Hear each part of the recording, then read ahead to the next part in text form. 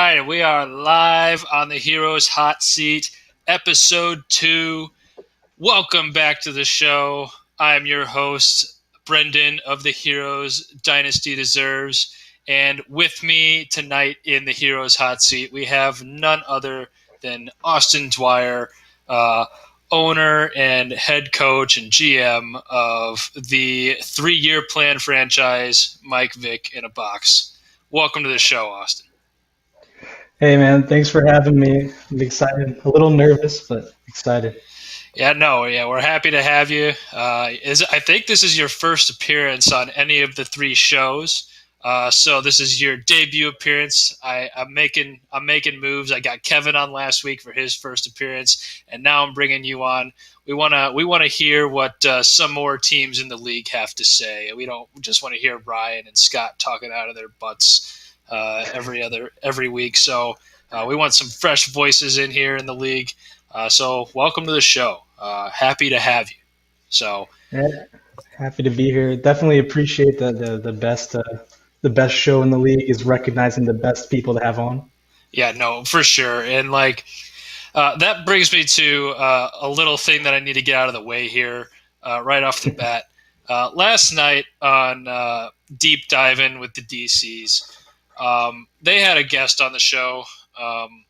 You know, I definitely thought that Patrick and I were on really good terms. Um, you know, I don't know if he's just still salty about the Aaron Jones trade or whatever, but I'm really tired of the slander that this show faced on the DCs last night, and I'd like to put it to rest right now. This is the best show in the league. I know this is only the second episode, but the production value of this show is second to none in this league. Uh, Ryan just goes on there and he's got no script, no plan, just going through the games of the week, and just giving his opinion on things. And the DCs, yeah, they got a show sheet, but they have technical difficulties like every week. And it's honestly it's frustrating. And, this is the only show that has things put together. We bring on good guests every week. They come here to play. They're ready for the hot seat. And, I'm not going to stand for this slander that the Mr. Yuntz wanted to put on this show last night. So I'm here to set the record straight. This is the number 1 show in the league, and anybody who says otherwise is lying, or they just haven't watched the show yet. So anyway, sorry about that, Austin. I just had to get that out of the way up front. But anyway, we'll go ahead and get the show kicked off. So as I said, Mike Vick in a Box, pretty interesting team name. I'll be interested to get to know it right off the bat here. But first of all, welcome to the hot seat. As always, we got the flames rolling here. It's going to get a little toasty for you, so get comfortable. Hopefully you didn't wear layers, and we'll go ahead and get started with the hot start. So, this is your chance. You got a minute. Just say whatever you want to the league. If you want to put somebody on the spot, if you want to roast the DCs, which seems to be a theme in every show, go ahead. Be my guest. Whatever you want to say, the floor is yours. Oh well, I don't really want to roast the DCs, so I guess I would change that to the DFT, as we know, the Dynasty football team, until further notice. But really, man, I'm just happy to be here. Even though the standings don't show it, I've been pretty happy with my team so far. I think this season has been pretty fun. I appreciate the respect given to me by the Mr. Beast and the Vegas Koalas in the previous shows, putting me up there, saying nice things about my team. I appreciated that a lot. And I'm really excited for all these shows. I definitely think, I don't know, it's only been 1 episode. This is the second one, but the hot seat has been my favorite so far. The first one was great production value. I mean, no one else has a a slideshow like this. You got a picture of bread from them or random trash QBs, and then you got like one PowerPoint slide, which I mean that's better than no PowerPoint slides, but it's not a full presentation like here. So I got to give props to the host here. Yeah. Just a great product. I appreciate it. Thank you. Yeah. And that this should be a challenge or maybe just a warning shot to Ryan and Scott that I want to see some better production value out there. I don't want to see just like Chrome tabs up on the screen. Nobody likes that. It's just I think the effort could be better. Anyway, thanks for that hot start, and we'll go ahead and jump into the Fast Five here. I mentioned your team name quickly in that intro there, and to kick things off, just like I did with Kevin, I got to know where the team name Mike Vick in a Box came from. Is it a play on like Jack in the Box, or like what is the significance of your team name? How did it come to be? Well, so I know a lot of the people in the league I've known for a long time. I know you and we kind of met through the league, but like people like Scott, Ryan, Alex, we were going to elementary school together, and they can attest that I have the same, humor as I did in elementary school. So it's really just, I believe it was Saturday Night Live on My Dick in a Box. Oh, okay. Vick in a Box. And if you look at my other team names, I know one of my go-tos used to be multiple scoregasms. Okay. Currently, I'm in the IDP league. I got Nick Chubb and Bradley Chubb, so my team name is the Full Chubbs. All right. Pretty much. I like it. You got the phallic symbols rolling here. Yeah, and as you can see, I don't know if you noticed, but in case you're wondering if the name's here to stay, I've got number 7, Michael Vick. We got a Mike Vick Atlanta Falcons throwback jersey. That's stellar. Yeah, I appreciate that. I appreciate that. That's a nice little touch. Yeah, I know. I didn't want Alex. I know Alex has all the fun with the jerseys. I figured I should join in. Absolutely. He's always one of the best dressed. And you know what? The analogy is even better, too, because on the live stream, you are literally inside of a box. So we got Mike Vick in a box right now on the live stream. It doesn't get any better than that. And before we jump into the next question, thank you, Kevin, for the comments. I agree. This is the best streaming quality show as well. Oh, he took it back. Never mind. You know what, Kevin? No. You know what? Whatever. I'm going to just ignore that third comment and just act like the second one is the only one that exists out there. So anyway, jumping in to the next question here.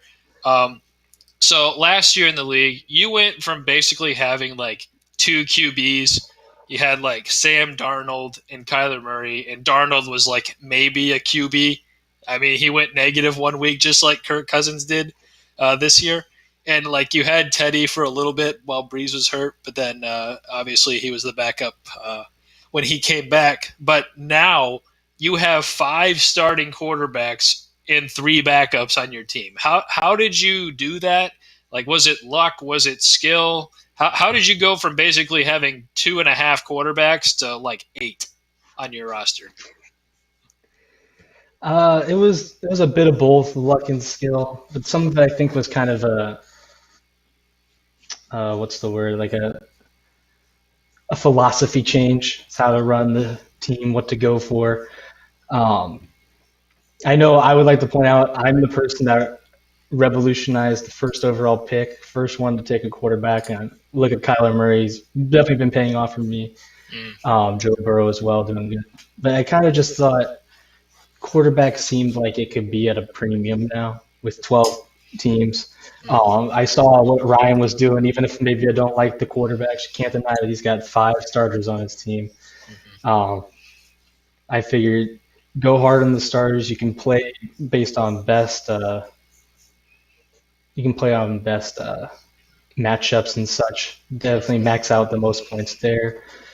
And I did have a little bit of luck with Cam Newton landing in a good home, more or less. It's been a little rough year for him, but it's been fairly good fantasy-wise.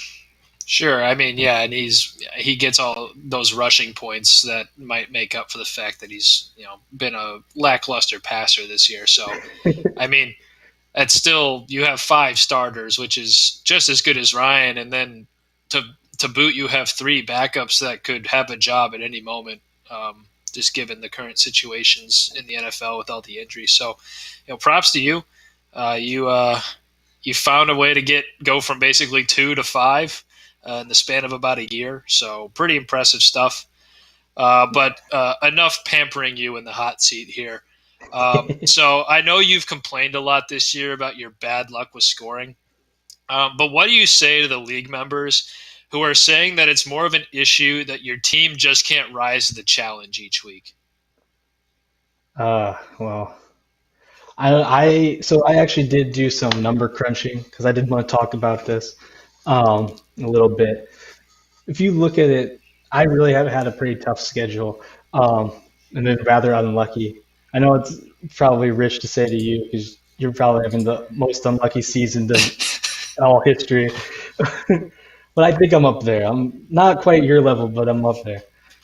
Uh, but I was looking at it, just I wanted to look at kind of like the 3 people we see kind of vying for the 5th and 6th seed to see if we switched our schedules and see what would happen.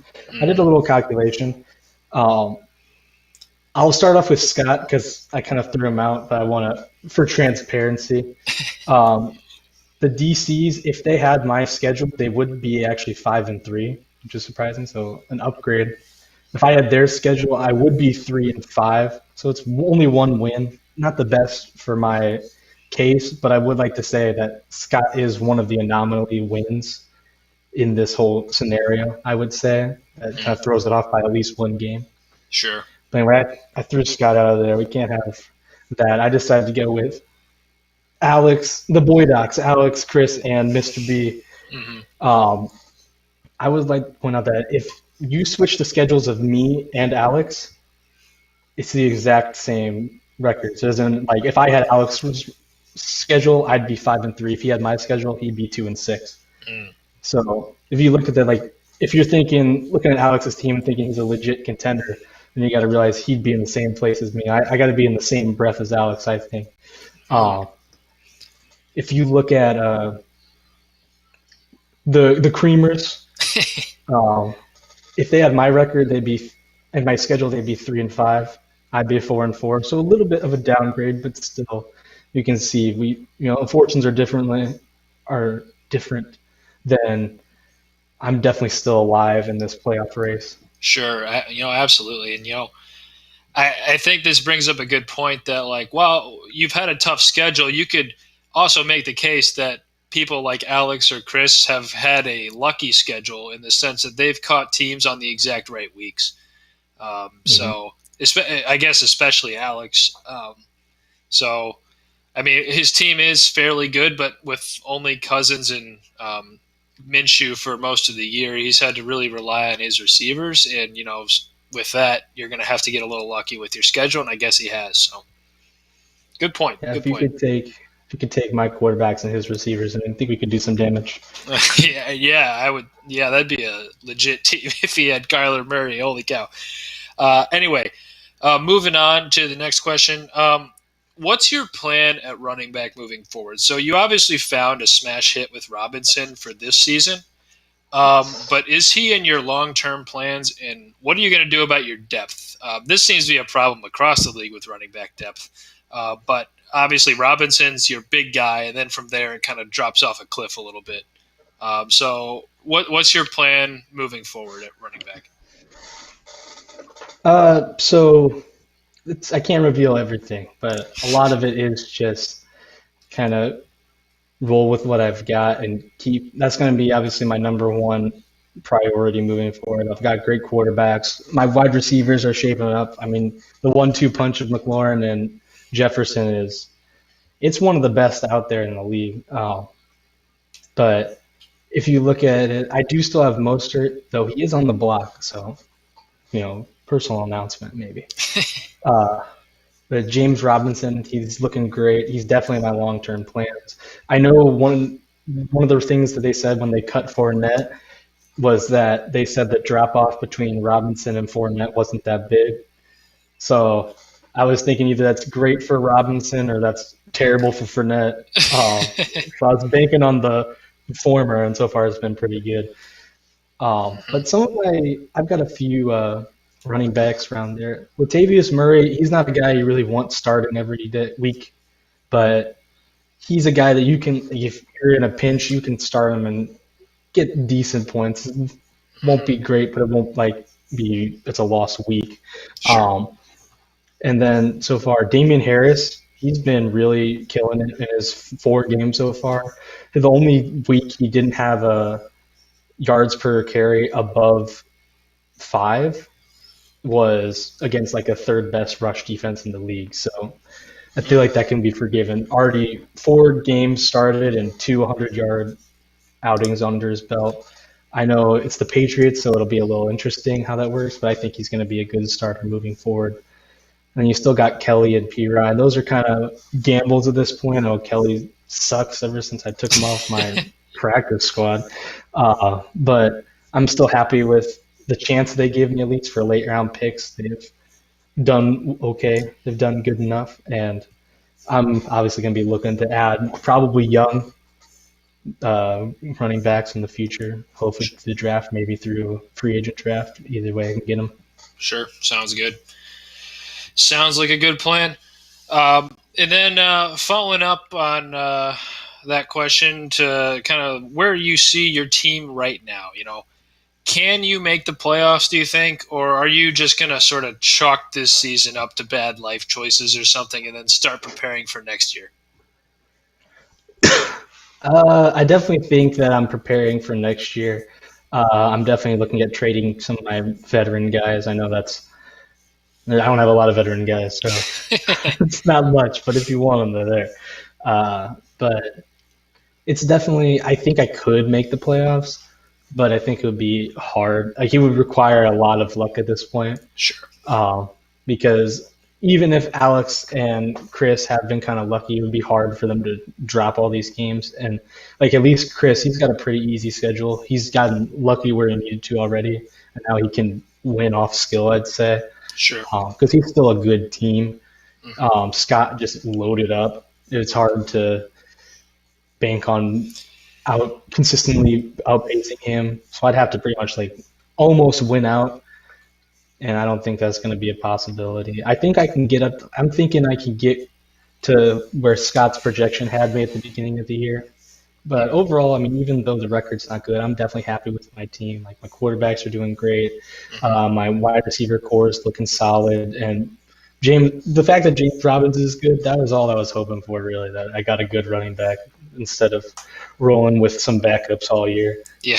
Yeah, no, that's definitely helped you out in that regard for sure. Well, sweet. That'll conclude the Fast Five here, and we'll go ahead and move on to the guest pepper section. I had the league members write in some questions, and we have we'll start you off with this nice and juicy one. Who is your favorite and least favorite member in the league? This is from Scott. Oh, wow. No pressure. I won't be offended if I'm not the favorite. It's okay. You don't have to suck up to me on the show. Won't be offended, but we might have to cut your feed. But it's hard to say.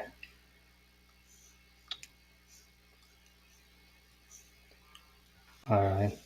I don't know. I know Mr. H has been crawling up my leaderboards. He's been giving me a bunch of praise. I'm not sucker for that. I think he ranked me, number 5? I'm honored. He commented on my physique in my draft video, my workout video. So that's really what I appreciated there. Overall, I feel like right now he's got to be number 1 there. All right. The last is hard. There's a couple I guess I could say there. I think I'd have to go Shin Money right now. All right. I think I haven't gotten over the Zigbo incident. That really hurt right to my core. I'm not going to be able to. It's going to be a little bit before I get over that. But no, I mean, Shimu's a great guy, obviously. But as far as in game goes, that was That was a little much for me. All right. Well, I like it. We got two people hopping on Shinwoo with the least favorite league member. So we'll have to get Shinwoo on here at some point to get him to respond. So you and Kevin both ranking Shinwoo at the bottom of the totem pole. I like the controversy here. Good, good, good. Another question here. Scott wants to know what the price tag on Kyler Murray is. I don't know why he's asking. He doesn't have any assets to trade. That's a good point. Scott, you might have to take out any if you want to make another trade this year, you might need to take out like an IOU or something. Yeah, I'll take what he traded 2021, 2022, and 2024.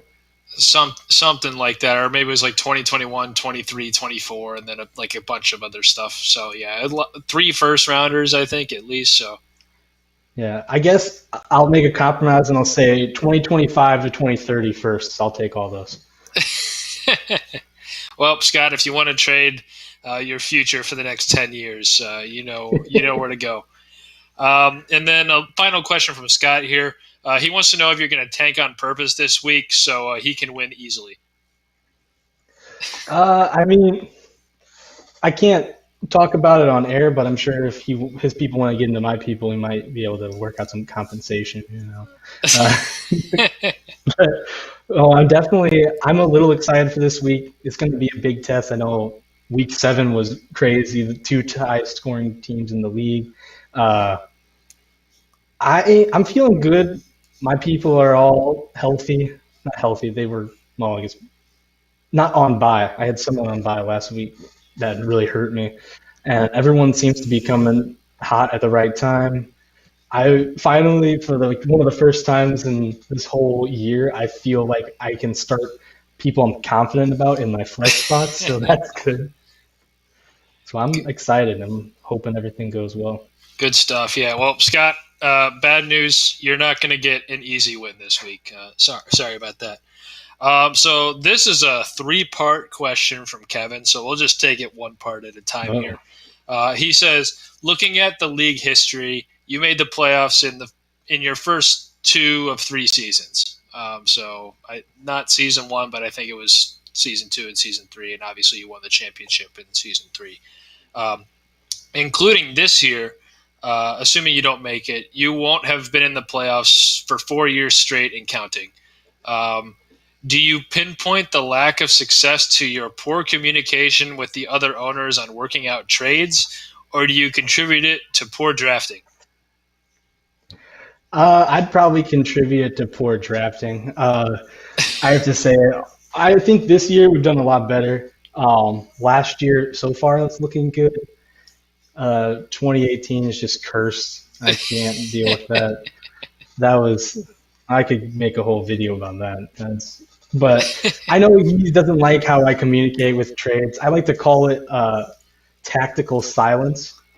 Is where you give a trade offer that's bad and I ignore it. That's how it goes. So maybe if he wants to talk about bad communication skills, let's talk about giving good offers first. Okay. All right. He wants to follow that up with this. He says you aren't in the best cap situation at the moment. Like you're not like in cap hell like Scott's about to be, but you aren't in like a cap position like somebody like Shinwoo where they have like a lot to work with here. So he wants to know what your gameplay is approaching the offseason and navigating yourself out of this cap spot. Given that a lot of your young players are going to start going up in contract value here, and obviously you're going to have to try and make it back to the playoffs at some point here while you got all these young guys. So what's the plan moving forward? I'm not too concerned about it, honestly. Like, I know my cap situation isn't the greatest, but you're also looking at, I got $24 locked up into Alex Smith. I don't think that's going to be long term. But I definitely can move around. I know AJ Green's someone I can look at moving. I know the franchise tag also, since a ton of good wide receivers dropped, that used to be kind of the deciding factors for that. I don't remember what the franchise tag is offhand, but I think it went down at least like $10. I think the biggest thing is Cam Newton. I'm not going to be dropping him. no circumstances. He's a great player, been doing great things for my team, but I might have to look at shopping him around. I'm sure, a lot of people need quarterbacks. I think I can move those around, and I'm hoping to get a good return on them. Or just keeping them. If no one wants to pay up, I'm sure I can keep them and work around. Sounds good. Speaking of quarterbacks, Kevin would like to follow that up with, you currently have 8 roster spots being taken up by a quarterback.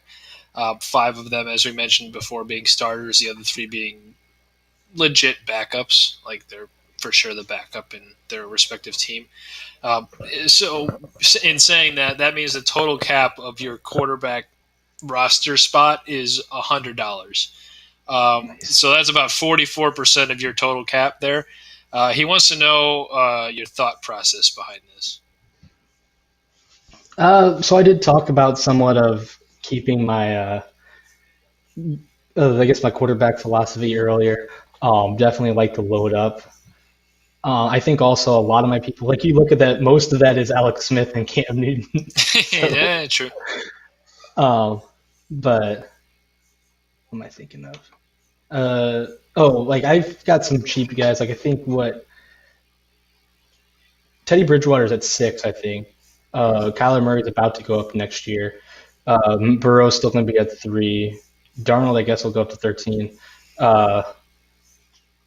So, like, it's not a pressing issue right now. It could be better, but most of my guys are cheap. So Sure. I think it's good. And I think a lot of it also is just I'm not an expert in economics, so I might be butchering this, but it's manufactured scarcity. Sure. Me and Ryan, we've got like a third of the NFL starting quarterbacks right now, so everyone else has a lot less to go. So Sure. I Yeah. think maybe that can help drive up the trade prices, and unless you're trading for Derek Carr, apparently. Yeah. Don't even get me started. He wanted me to segue with this too, because you did mention that you were maybe thinking about trading Cam Newton at some point if you could get the right value for him. He would like me to repeat question number 1 and emphasize your lack of trade activity. Hey, I'm just waiting for the right thing to go around. I'm doing okay right now. I'm waiting for them to come to me with something I'm interested in. All right, Kevin, you heard it here first. Then, if you want anything from Austin, you better make some better offers. Otherwise, he's not responding. So he only deals with good offers. So maybe him. Hey, I'm just saying, it's not just Kevin. I mean, you can ask Johnny. I've ignored him plenty of times. Sounds good. Well, basically, the league is on notice. If you want to make trades with Austin, you better give him a good offer right away. Otherwise, you're not getting anywhere in trade talks. So, good to know. Glad everybody in the league's on the same page with this now. Mm-hmm. All right, let's see. All right, looking at the YouTube chat here, we got the Creamers are taking some heat here. I would say rightfully so. They have had a lucky schedule. Props to them for making the. Yeah. They're getting glazed over here. Yeah, the Creamers are getting glazed. Yes, that's right. Mr. B doesn't like the questions. You think it's a mean question? The least favorite part of the show? Wow. Okay. Oh wow. All right. What? Well, you're just gonna have to deal with it, Mr. B. We bring the fire questions on this show. So Kevin's happy that I'm bringing the heat during the guest pepper. So hey. Yeah. I think he's satisfied with my questions. So.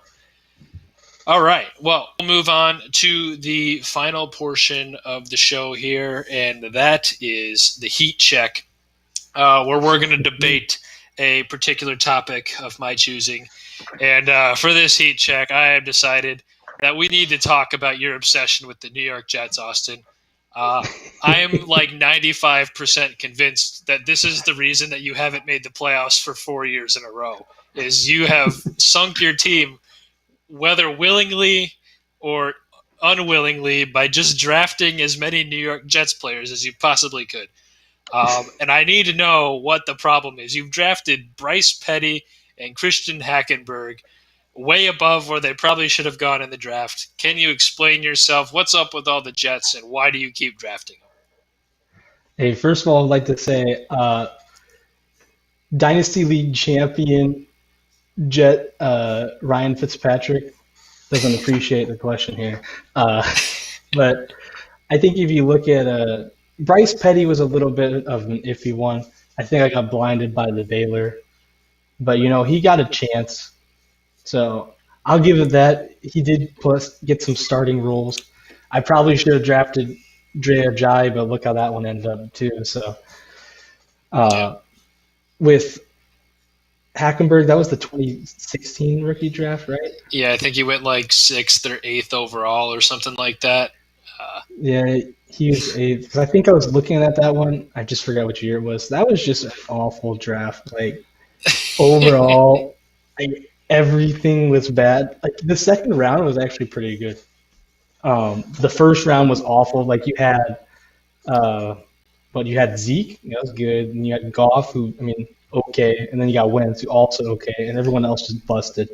Like, the second round was good, and then the third round was trash, and the fourth round was Dak and trash. That's right. That's right. So it's like I should have done better, but at the same time, I really didn't miss out on anyone. I should have drafted Dak maybe, but I think that one, I'll be honest, the 2016 was not my best for researching, but because a lot of Hackenberg was maybe my Jets blinders on. When I had Devontae Booker, that I'm not going to lie, I kind of decided that on the last minute news story.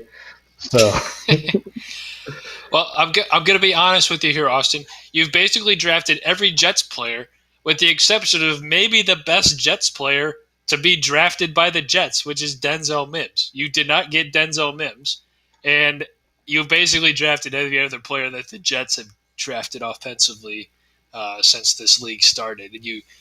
And you could make the case that Denzel Mims is the best player that has been a Jet in the rookie draft. So what's up with that? You draft them all and then you miss the best one? What's going on there? So it's just all about Baylor really there. I remember watching Mims. I watched a lot of tape, some of it live, and it's just he's like the most frustrating player. He would drop everything. Sometimes it looked like he wasn't trying. I was sick of this guy, and then I hear he's supposed to go high in the draft. I'm like, are you kidding me? Like, this guy, I'm not a fan of him. Watched the game tape, not a fan, and I think it's worth noting that in his junior year, Jalen Hurd came in and instantly took over the first role for him. And, look how Jalen Hurd's been doing in the NFL. So if he's not as good as Jalen Hurd, I'm not sure if I trust him in the NFL either. That's a good point. And, to be honest with you, you got Justin Jefferson. So, I guess it's not all that bad. Right. So I think he'll be all right without Denzel Mims. But, yeah, man, are the Jets your favorite team in the NFL? Is that a thing? Or do you just have some weird obsession with the Jets? They're kind of my favorite team because after the Rams left, I thought I haven't had enough pain. So I went to the Jets. Well, I'm very sorry to hear that.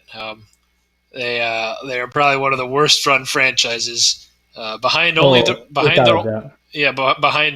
the Rams, or maybe slightly behind them. But you went from one poorly run one to the next. So you should choose more wisely next time.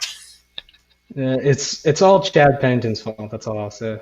All right, yeah. Well, Chad Pennington, that's a throwback. Good Lord. the one of the greatest Miami Dolphins and New York Jets players of all time, Chad Pennington. An absolute legend. Right up there with Kalen Ballage. Yes, yeah. Kalen Ballage. Wow.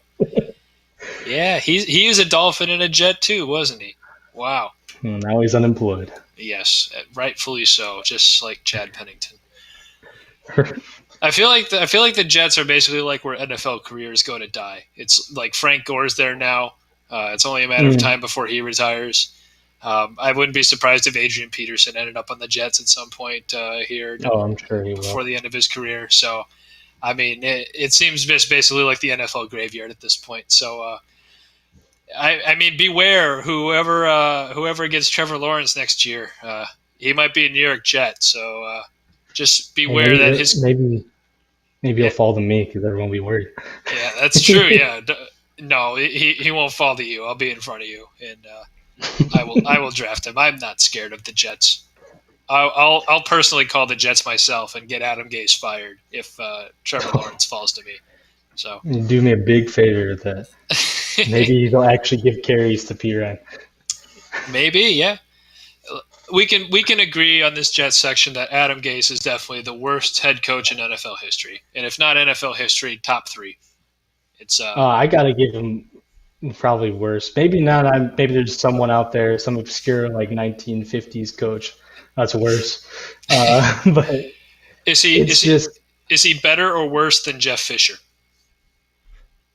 at least Jeff Fisher could win 6 games. That's a good point. And he had a mustache. But Adam Gase doesn't have either one of those things. He's got 0 wins uh, and no mustache. So right, and it's just they're saying that his whole career has been banked off of Peyton Manning being good, and they just assume that he had something to do with that, even though Peyton Manning has been good for his entire career. yeah, yeah. Yeah, I would. That's like saying, what Kyle Shanahan or not Kyle Shanahan? What's this? The guy on the New England's offensive coordinator. I can't think of his name. Oh, Josh McDaniels. Yeah, that's like saying Josh McDaniels made Tom Brady good. It's not. It's not true. And then when Josh Right. McDaniels became a head coach, he was awful. So some people should just stay a coordinator. Like Mike McCarthy is a good example of that. Mike McCarthy should not be an NFL head coach. Matt Patricia. Yeah, yes. You know what? Matt Patricia is number 2. He's the second worst head coach in the NFL. And then we could put Mike McCarthy number 3. So anyway, There we go. the heat check here. It was fun. 2 of the heroes hot seat. Thanks again to Mike Vick in a box, Austin Dwyer for coming on the show. It's been a lot of fun talking about the New York Jets, talking about his roster, talking about his future. And I think we got to know Mike Vick in a box's team a little bit better tonight. We also got to know that Shin Woo Mun is currently the most hated owner in the league.